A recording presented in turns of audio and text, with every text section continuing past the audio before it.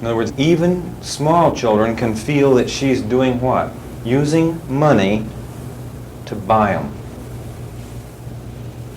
Now, she's trying to obligate them so that they will have to love her.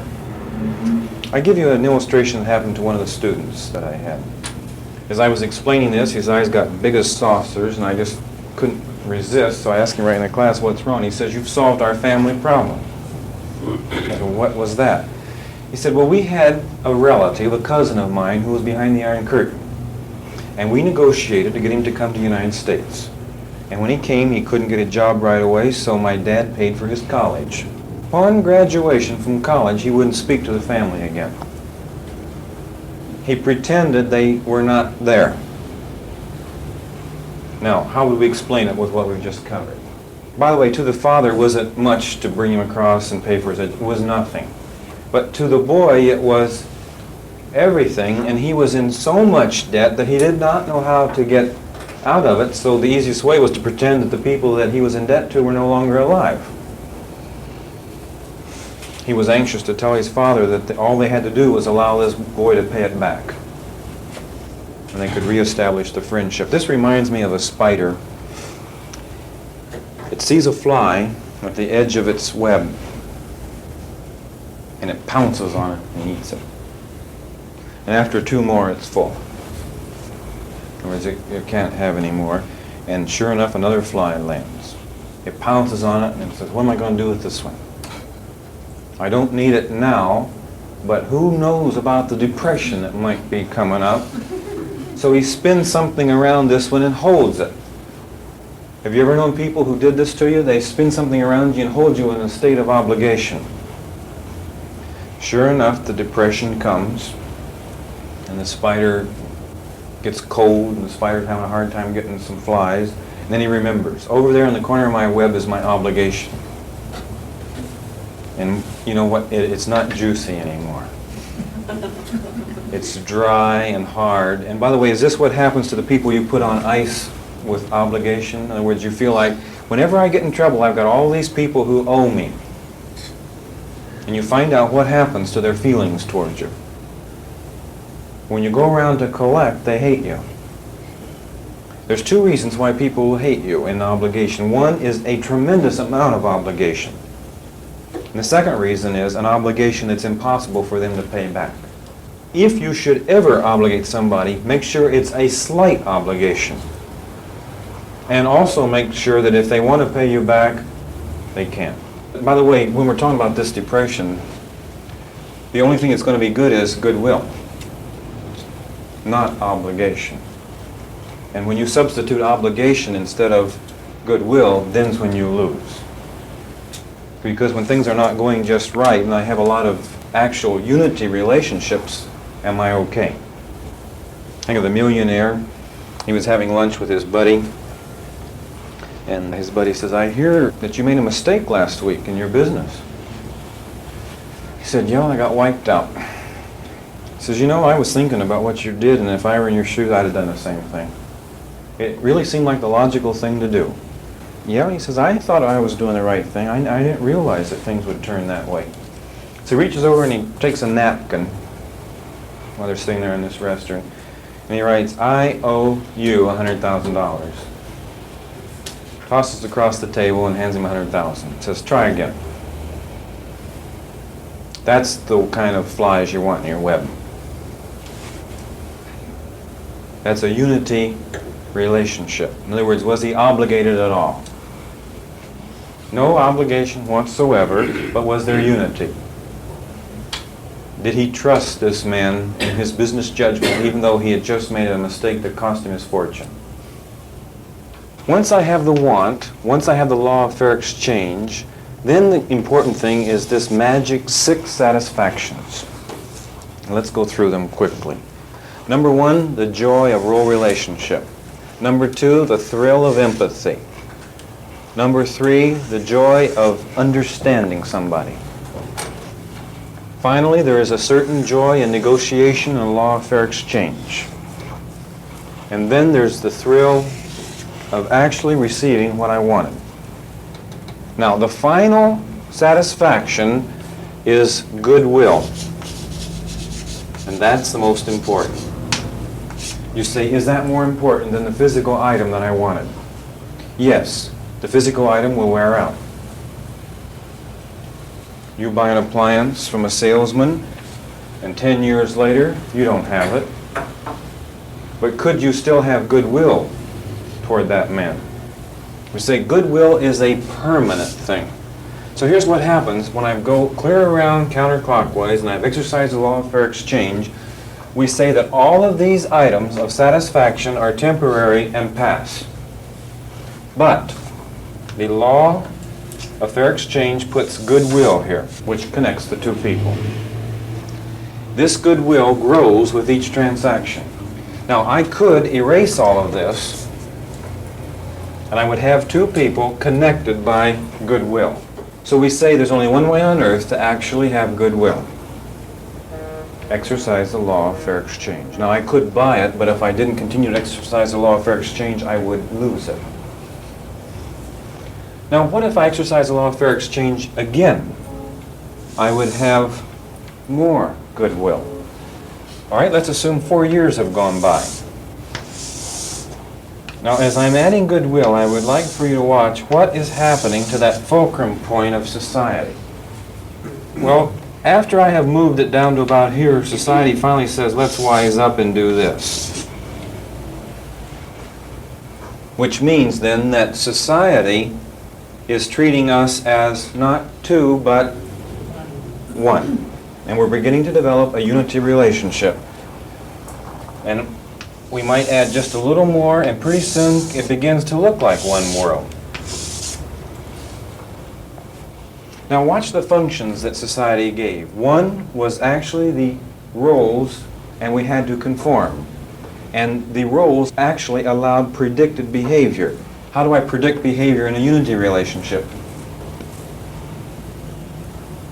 I no longer need the role. I have my own past experience with this person for 4 years. Do I need society to give us roles? So we say then that all of these functions that society was performing, even the judge role and informational authority, and by the way, when the female goes into unity relationship, what does she do with her judge role? This is one of the functions in the female role to go into unity. In our last tape, we described the last function of the female role was to accept unity, and one of the functions of accepting unity is to give up the judge role. In other words, does this mean that if you are a wife here tonight, what would be your opinion of divorce?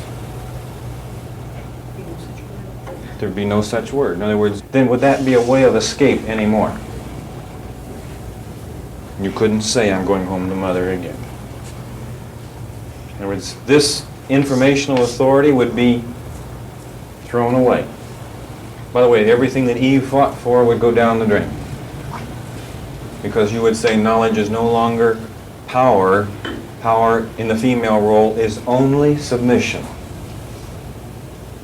You realize what a thing you're doing when you say that?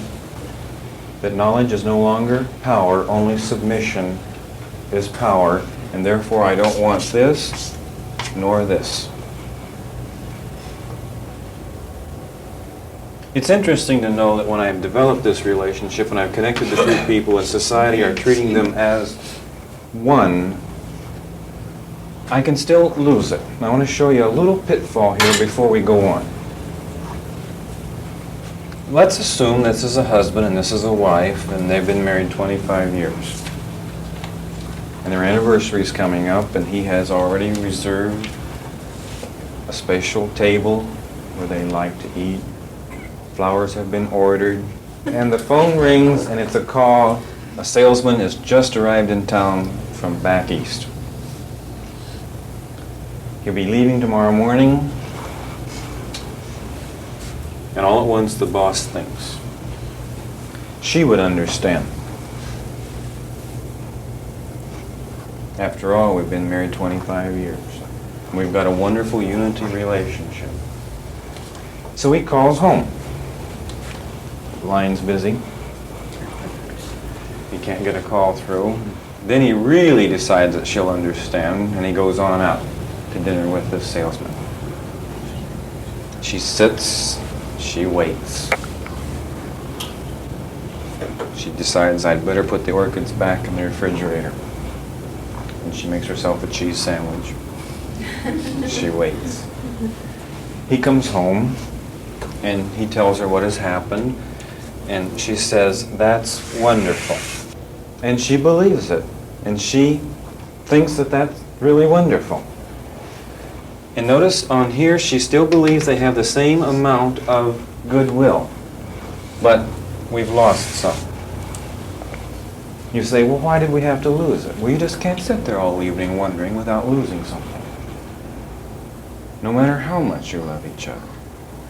Now, if he knew he had lost the part that we're going to designate as A, would he make it up real quick and build it back up? But does he know? No. Next week, a similar situation arises, but it's not quite as important. It's not somebody from back east. It's just a salesman that had trouble that day, and he wants to work with him and help him that evening. He says, "I don't even have to call my wife." The salesman says, "Well, I have to call mine." And so he's showing off now. In other words, he's saying what? I have a perfect relationship with my spouse. So he doesn't call, and he comes home that night about 11:30. She said, "Well, why didn't you call?" And he says, "Oh, well, you understand." She says, Of course I do." So they understand. This process tends to become worse. Why? It is a cumulative effect. In other words, now he says, "You know, she's better than I thought. I married an angel. The most understanding woman on earth." And eventually, this process keeps happening. And have you heard the expression about the straw that broke the camel's back? There it is. The only thing, he's basing his assumption on this much goodwill. That's delusion in its nth degree. So finally, a little thing happens, and normally it's not sufficient enough to cause any trouble. Just the smallest thing. In other words, he was supposed to be home that night at 5. Something came up, and he didn't come home until 6. Now, after this past history, where should she be? Waiting. She probably has the food in the oven, keeping it warm. But it's interesting to note she's not in that house. And he calls. He doesn't know where she is. A little later, he gets a call from Palm Springs. "I'm having fun." Can you see that the next 2 days he goes through every hotel in Palm Springs, trying to find out where she is? Then he starts patching the thing back together again.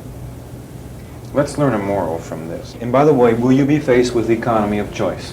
There's 2 things should be done at the same time. You can only do one. Now, I want to show you why this comparison is hard. Here is the actual role relationship of the male-female role with the first salesman from back east. On that relationship, I only have one role relationship, which is only one strand. I feel like what? If I do something wrong here, what do I have left? Have you ever heard the expression, she says, "You treat strangers nicer than me"? Now you know exactly why. He knows, I've got to treat the stranger nice. Why? Well, one false move and we won't have any relationship at all. Therefore, I can treat you any way I want because we have enough goodwill we can erode it for 5 or 10 years. All right, here's the moral of the story. Let the stranger relationship dissolve.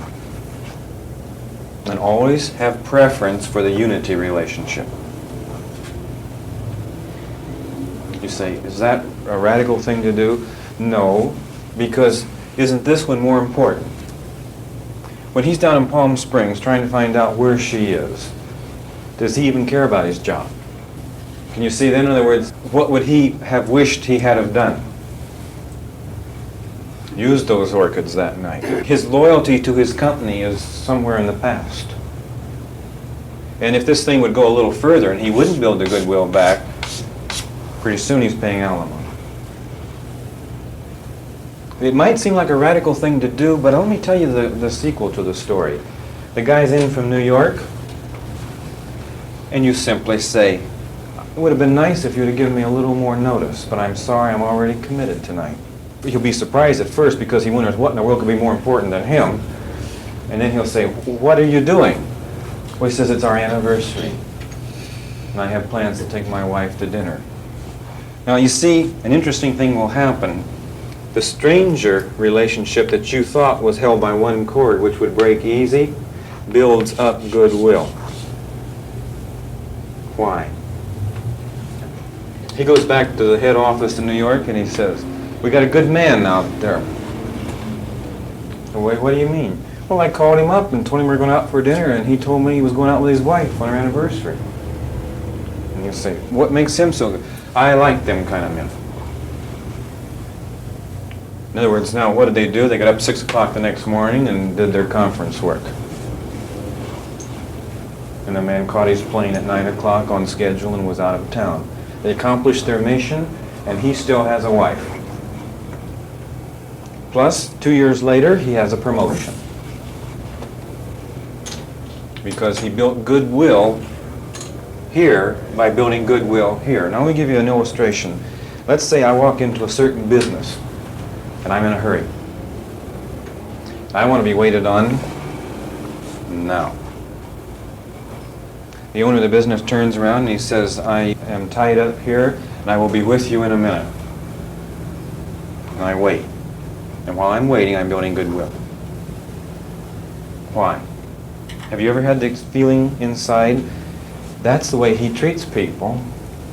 I think I want to do business with him because that's the way I want to be treated. So you're willing to wait. Now what if he pushes this person away because he thinks he's halfway got them committed for their money? And time's flying, and so he turns around to deal with you and leaves them stand there, then what do you begin to think? If he treats them that way, he'll treat me the same way, and so the man loses both. So what happens 6 months later when the man says to the man that came from New York, I hear your wife left you? Oh yes, I don't know why, we have a perfect marriage. Well, you seemed to be happy when I was there 6 months ago. He says, you know, that's interesting. When you were here 6 months ago, I was supposed to have taken her out to dinner for our anniversary. And then this guy from New York says, what? You didn't? Are you beginning to see what I mean? In other words, if you will go on your unity relationships first, the strangers that you do not have as much goodwill with will respect you more because there's hopes that they will get that kind of a relationship too. All right, now back to our unity relationship. We'll assume it's all built up. We'll put our arrows back in. Now we're ready to develop the actual formula for unity. Let's take this world, the male role, and this world, the female role, and combine them. And I end up with one world. Let's take the satisfaction and the understanding, and if we're going to overlay two of these together, I will have two understandings. And that will equal mutual understanding. If I overlay these, I'll have two S's. And that will be equal satisfaction. Now I'm going to take mutual understanding plus equal satisfaction and combine them, and I end up with equal dedication. I'm moving fast, but if you'll go over these formulas, you'll be able to see exactly what we're doing. And I'm going to let my two arrows join together, and I'm going to diagram them like this, and this arrow represents equal dedication. And then here I have two wants that are together, and I'm going to call this my common goal. And in the common goal will be want one and want two. And then let's take our diagram and turn it sideways, and I'll end up with one world equal dedication, a common goal with two wants. And this is a diagram for unity.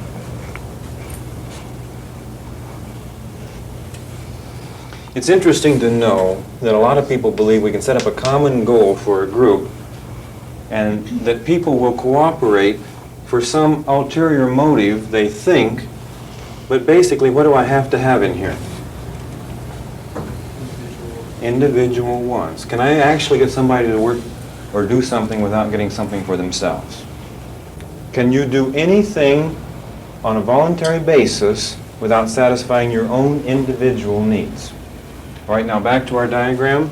I have individual wants that make up a common goal. I think that would be interesting. We've talked about unity all evening, we haven't defined it.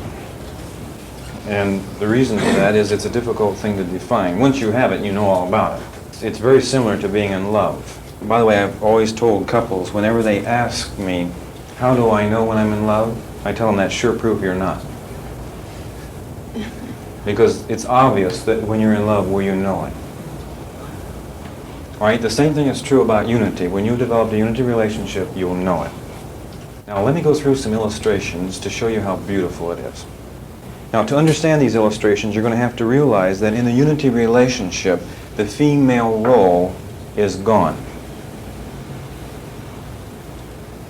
It disappears. Now, it does not disappear between the man and the woman. It disappears from the people who look on. In other words, the people who are observing this marriage will not be able to tell her role at all. In other words, you won't be able to define it. Now that we have covered the actual setting up the law of fair exchange, the 6 satisfactions, and we've developed the actual goodwill between the roles, and we've eliminated society, and we have perfect harmony and perfect unity between the roles, we're ready to discuss the advantages of our new organization. Why should we spend hours to learn a theory if it's not going to do us any good? Now, what I'd like to do tonight is to show you the actual advantages of developing a unity relationship. Now, the first major advantage will be that the female role has become so submissive to the male role that she has arrived at a position where she understands the male. And I would say you almost have to have a 3-year relationship before this can happen. For a secretary to become an executive secretary and be worth $800 a month, she has to be on the job for about 3 or 4 years. Now, why is time necessary? Time is necessary because I have to build the goodwill between the two people, and goodwill only comes from exercising the law of fair exchange. So every time I keep exercising the law of fair exchange, I keep building more and more goodwill. Now, when I have a lot of goodwill between the male and the female role, when she looks at the male, how does she look at him? She adores him. She admires him. She has infinite affection toward him. Does she have any resistance? Does she think his principles are right? And what does she feel about his value system? It's perfect. Now, does she know his value system? Right? And in the process of learning his value system, she has adopted his value system. Furthermore, she knows the principles in his life. She knows what he would do in this situation. Now, you can begin to tell when you're in the female role, when you're beginning to arrive at this position, because the male role doesn't do anything anymore that surprises you. It's interesting because when a situation comes up, before the male role acts on it, what do you know? Well, obviously, he's going to do this, and do this, and do this. And if you should ask the female role, well, why is he going to do this? Well, because these principles are here, and these principles are here, and this is the way it is. Now, when you, in the female role, begin to feel this, and when your decisions are the decisions that the male would make, then are you beginning to become like him? An interesting thing will happen in your life, because as you become more and more like the male role, will he begin to trust you more? I mean, he can now lean on you to do certain functions because he has full assurance that you're going to do them how? Just the way he would do them if he were there. Now, how do you know how to do them so perfectly? Because you have spent 3 or 4 years studying the male role in all types of behavior, using all types of principles, and you have mastered the principles that he is using. Now, this allows for some tremendous productivity, because the female can actually be in this situation and she begins to feel what the male would do over the period of a year now. In other words, for a year she's been operating, and by the way, in her mind, even though she hasn't made any decisions, does she look back and say, everything that he has done for the past year, if I were to have made the decision, I would have done the same thing. Now, does this give her confidence? Can you imagine an executive secretary that actually would have made the same decision as her boss for over a year now? Without one slip up, every decision would have been the same as what he would have done. How does she feel about herself now? And how would you feel if you were thinking just exactly like the boss? Well, I'll tell you how Jesus Christ did it. After he had figured that he was thinking exactly the way the male role was thinking, he decided that he was who? So, did it shock him to be considered God? No. Now, I know that people are all mixed up on the doctrine of the Trinity.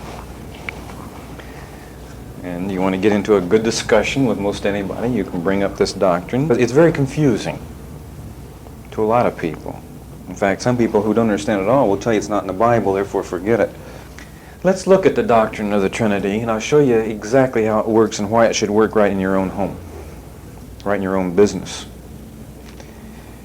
If Jesus Christ understands the Father perfectly and would do exactly what the Father would do in every situation, is there any basic difference in the two? Then we say that one becomes the other. Now, I know when Handel's Messiah, there's a certain portion that's taken from Isaiah, and it refers to Jesus Christ as the everlasting Father. And some people probably think that he should have used another scripture because this just mixes us up.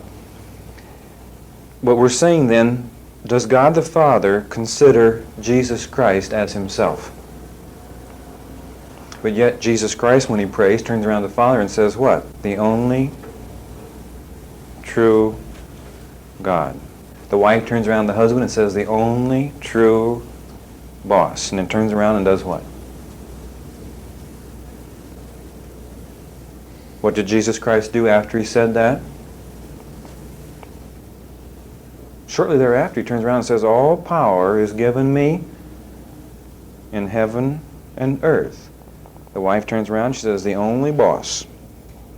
But once she thoroughly knows her husband, is she her husband? There is no difference between the two.